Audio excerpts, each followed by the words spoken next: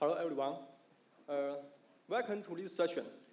My topic name is how to provide a reliable ride-sharing service. Before the session, I would like to make a brief introduction of the speakers. I am one of the two speakers.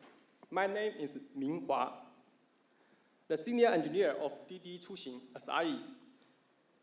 Before I joined DiDi, I have more than 7 years experience in Baidu SRE. My focus areas are service reliability and operation automation. The other speaker is my partner, Lin Tan. And his areas of focus are service reliability and cloud computing platform. If you are interested in these fields, welcome to communicate with us. This is the agenda. At first, I will make an introduction of our company business and show the challenges of service reliability in a rapidly growing service. The following are solutions in technical works and organization mechanism. In the end, a summary of our works on service reliability will be given. And I hope this topic can give useful reference to your service reliability construction, especially for a rapidly growing service. The name of our company is DiDi Chuxing. DiDi Chuxing service is just like Uber. I believe everyone has a better experience in taking a taxi or other vehicles. Usually, we find it hard to take a taxi, especially during rush hours and when you go out for your data in the weekend. DiDi's mission is just making trip better.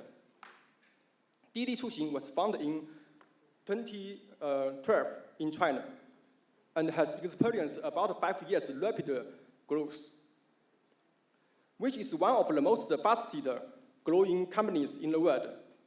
Now, the company has become the world's leading mobile transportation platform. We have more than 400 million users and more than 17 million drivers. The user of DiDi Chuxing covers more than 400 cities in China. In China, DiDi Chuxing is a well-known brand. DiDi Chuxing covers about 10 ways of travel, just like taxi, premium car, express, hitch, and so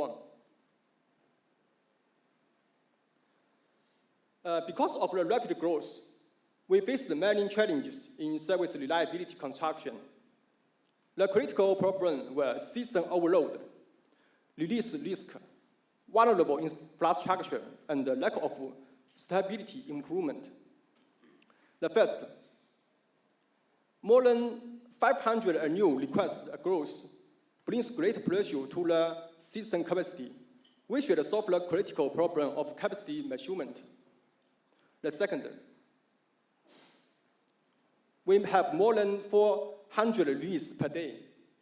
It brings greater stability risk into the online system.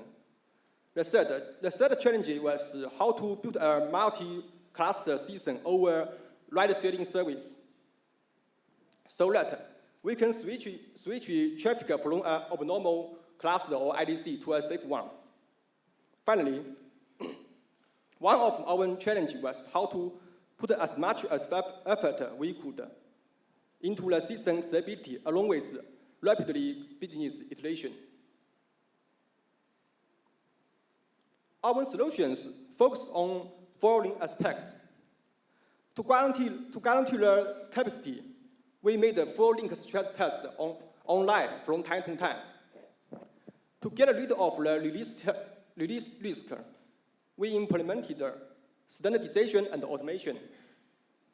To build a high available ride-sharing service, we built a multi-cluster system for server.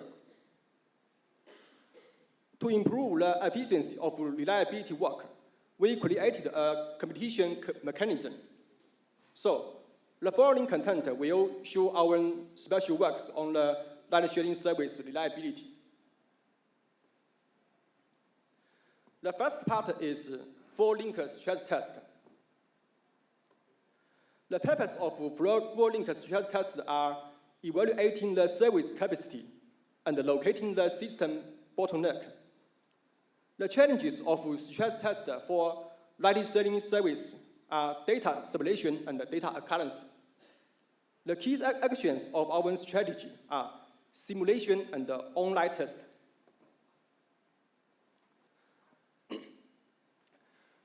The first strategy is simulation. We created a simulated country the same shape as China. We made a certain strategy so that the virtual country locates in the Pacific Ocean and doesn't overlap with any real country in the world. Many virtual passengers and drivers were created also. When stress tests begin, they will send and answer virtual orders in the virtual country. We achieve this by making a certain offset over real data. The virtual country equals real Chinese coordinator plus a certain offset and plus the original map information. The virtual passengers and drivers equals original ID plus a certain offset and plus passengers, drivers' original information. But some attributions of passengers and drivers were also made offset. This is the detail. We simulated all the key factors for ride-sharing service, not only virtual country, passengers and drivers, but also the virtual phone number and the virtual order ID and so on. The most important thing was selecting the reasonable offset and range. We should make sure that the key data of virtual ecosystem doesn't overlap with any real data, such as the virtual phone number. We selected a range that the number in this range would certainly not appear in reality. Another problem we should solve was that the online system, how to deal with the virtual requests. We added certain keywords to the communications, such as hit code. Part of our online program was upgraded to recognize the keywords and would make a special process. More detail will be described later. Just as introduced before, the business traffic was distinguished by specific range so that it would not pollute online data. And how did the online system process the data and logs generated by stress test? We divided the data into 4 categories. The percentage storage, just as MySQL, and other distribution storage. We used a shadow table to access the stress data.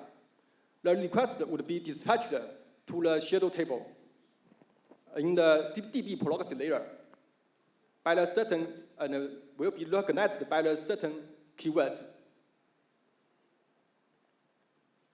As to cache storage, it would be mixed with online data, but the stress test data would be set to a shorter value for TTL, so it would be cleaned up automatically in a short time. The value often set to less than 30 minutes. The stress test data in the message queue was the same process as the database. The message was written to a shadow tube or a topic. Finally, the program logs were added a tag, such as hand, so the monitor system and other statistical system can recognize and make a special process. When the stress tester started, we needed watching the status of system. So the monitor system was also upgraded to recognize the stress test data. The information from logs and the program report would be from program report would be distinguished by tag, and the monitor information read from database would be changed to read from shadow table. To get a current data of capacity, so we made an online stress test instead of offline model. When stress test began, our stress test system generated simulating requests to the online system. And while the request increasing step by step, the system capacity and the bottleneck would be located. To minimizing the impact of online service, stress tests usually implemented at night during the low peak period of business. For link stress tests would be implemented before business promotion or after a bigger online system upgrade, so that we could discover some deeper performance problem and analyze the capacity bottleneck. We also would optimize the system and expand the capacity based on test data. Now, our stress test system can simulate tens of thousands customer orders per minute, and several minutes simultaneous online drivers. So next part is about standardization work. We believe the standardization is the basis of stability and efficiency. There were 3 specific reasons for DiDi to do standardization work. We call it 3H. The first H was how to handle service relationship. The second H was how to do troubleshooting. And the third H was high risks of misoperation and delivery accident. To solve the problems, we focused on 3 fields. To handle the relationship of service, we implemented the standardization of configuration management. To accelerate the troubleshooting, we implemented the standardization of our monitor. To reduce the risk of release, we created a standardization delivery system. In the early stage, our relationship of modules were bound to IPs, host names, and or intranet domains. You know, it was hard to manage and change module relationships based on this configuration. And it often resulted in service abnormal. Especially during the SIs were doing daily online operations, especially service capacity expansion. So we involved a name server we called disk. It centralized and standardized the relationship. All modules connect to other modules should register to the disk and qualify other modules' IP list. So we could get all the module relationships from the name server, and the relationship management became clear. By reviewing historical accident cases, we found that we were usually lack of monitor data to alarm accident or to do root case location. Because of some reasons, such as the engineer forgot to configure the monitor and after a program releasing, or they didn't know what monitor items they should configure. So we afford a standard monitor library named metrics. All the program modules online would involve the library. The library has standard interface and the constructor. It reports the module's status to monitor system proactively. There were some standard indicators such as PV latency and errors. Furthermore, engineer can configure a standard dashboard of their business easily in the monitor web based on the reported data. The third standardization work was for delivery. In the early stage, our delivery system was semi-automatic. The engineer had much freedom in the deployment process.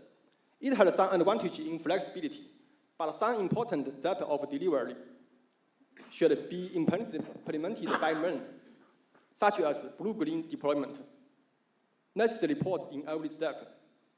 These are companies with high risks of misoperation and delivery accident. So we upgraded the delivery system to provide a standard operating procedure. The new delivery system also executed all the important standardization automatically, such as standard deployment path and backup, standard program control interface. We covered the module control interface to 3 standard actions, just like we use this interface, control.sh, start, stop, reload. The standardization implemented in delivery system greatly reduced the risk of delivery. The result of the standardization work is positive. First, the frequent service crash caused by misoperation and delivery have been well controlled. And then, the time for accident alarm and fault location has been significantly reduced. The third part is about a multi-cluster service construction on ride-sharing service. As we know, single cluster service is vulnerable. It usually takes a long time to recover from a normal failure. Because when failures happen, there is no backup cluster or IDC for traffic switching. The normal failures such as IDC, TOR failures, IDC network failures, and service failures, and so on. In the early time, we only have the single cluster service. With growth of business, we need a multi-cluster system to tolerate force and expand the capacity.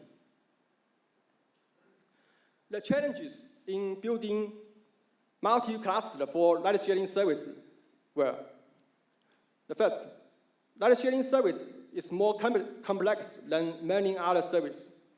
The most of modules are state-dependent. The second, the data consistency requirement for ride-sharing service.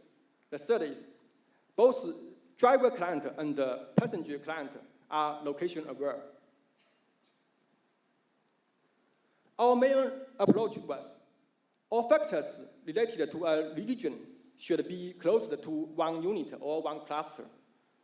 Key solutions for multi-cluster implementation were: all data of drivers and passengers and others was distinguished by city and was split to more than one copies. Each cluster has partial data and a copy of other cluster. Dispatching request by city ID in the request entrance. The city ID was carried in request from the app. The multi-cluster construction work for ride-sharing service is a complex work, but time is limited. Many details couldn't be introduced, but welcome to connect us if you have interest in it. The next part is about a reliability competition mechanism. My partner Ling Tang will make the introduction of this part. It's very useful and important to our service reliability construction, and would be more interesting than the technical part. Okay, thank you.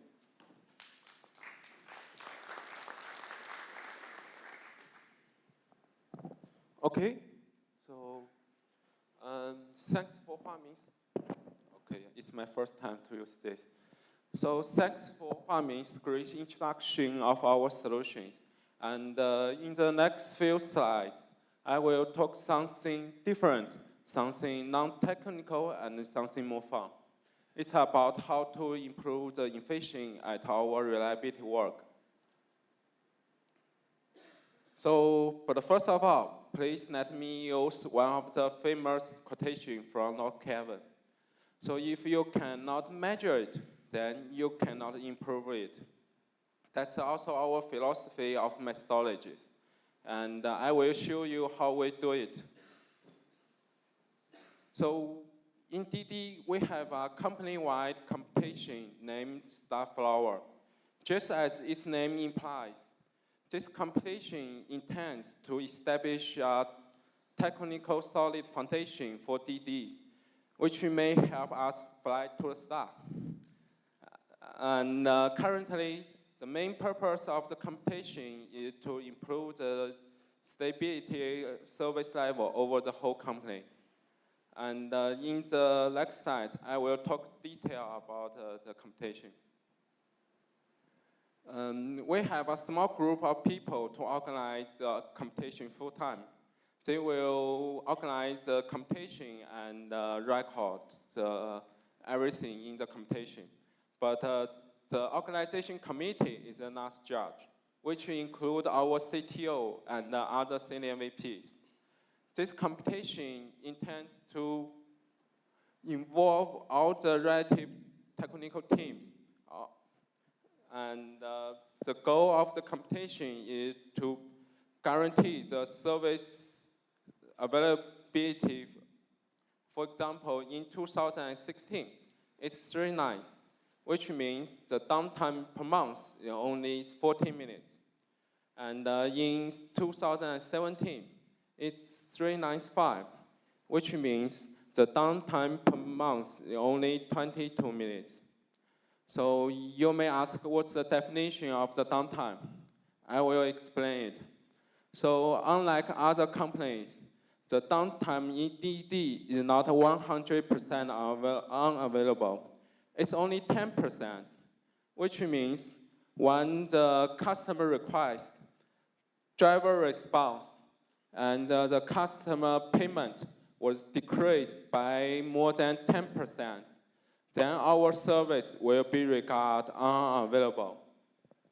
We also have another concept named reliability quota. So for example, in 2016, all the teams will share the 14 minutes as their own target. And so once the service failure happens, the organization committee will decide who should be responsible for that. And then several minutes will be deducted from their quota. We also have a simple formulation to calculate. So it's the duration of the decreased time multiplied the affected order divided by the total number of weekly orders. And then let's go to the next slide. So as people said, life is like chocolate box. You never know what will happen. So once the service failure happens, the key to defense against is the quick response, earlier detection, and effect treatment. So we have the core indicator monitors. That's our error detection. So relative people will receive urgent phone calls in urgent cases. That's very accurate. I don't have the exact number on hand, but according to my personal experiences, it's around 90% success rate. We also have the fireman group. It's about to build a high efficiency communication group. So everyone can check the status of service failure by joining the group. And for example, you will know who taking on the task, what's his plan, and which step are we on. And we also have a file map. This will monitor the company's all internal and external APIs. So we will get their success rate. And it also helps us to check the healthy state once we recover from the service failure. And let's go to the next slide. The case review. So history is the best teacher. No one wants to be a worse student. So we will do the case review for service failure one by one. So which include case review, issue analysis, improvement analysis, and duty review. The most important part is improvement analysis. We will set a deadline for each case. And as we show in the diagram, the green one means we have finished the improvement. And the orange one means the improvements are still under progress. And the blue one means we have found an improvement, but not started yet. So all in all, we should study from bad case, which can help us to prevent us from making mistake again. And this is the next slide. So we have set 5 levels from P1 to P5 for the service failure according to their severity. So the P1 is the most serious one. And if anyone causes a P1 level service failure, the team leader will pay a penalty around $1,400. It's a lot for us, really. And we also have a summary conference every month. So you should still remember the reliability quota, right? So for example, in 2016, each player will have their own target to share the 14 minutes. So if the team still keep their quota and have done good job in stability work, they will be rewarded a cash and honor title. But on the contrast, the team who have run out of their quota will punish by the money and negative title. And the organization of committee and even our CEO will attend this conference regularly. So can you see the gentleman in the right picture? He is our CEO. He looks so young, right? Because DiDi company is still a young company. Maybe we are not the best of the world, but we have enough passionate. We want to change the world a little bit. Okay, let's do the next slide. So, all in all, the competition intends to involve all the team, all the technical part into this competition, and make them regard the stability work as their most important one. So with this principle, we have achieved the goal of 2016. It's 3 nines. And in 2017, it's 395. That's not easy, really. And I will list some key points about how we make it. So first of all, the judge should not be the competitor to avoid anyone feel unfair and to find any excuse. And second, everything should be measurable. Then we can find ways to improve it. And third, clear rules. We should make everyone understand it easily. There should be no ambiguous here. And fourth, punishment and reward.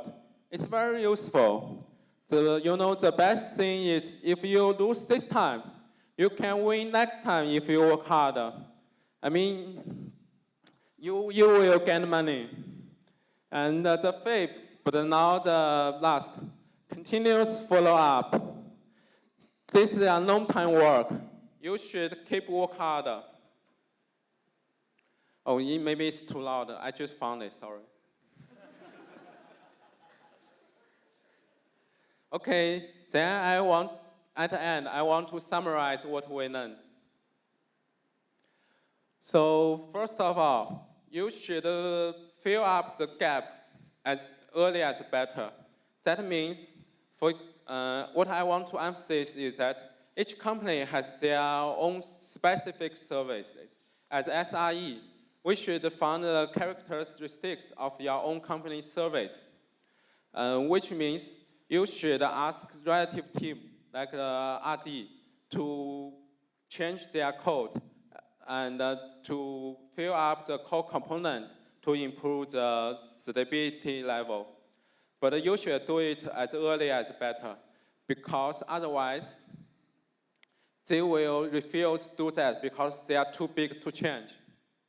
And in our case, the stress test and the standardization of deployment, configuration, and the metric sleep, and also the multiple cluster service are our core components.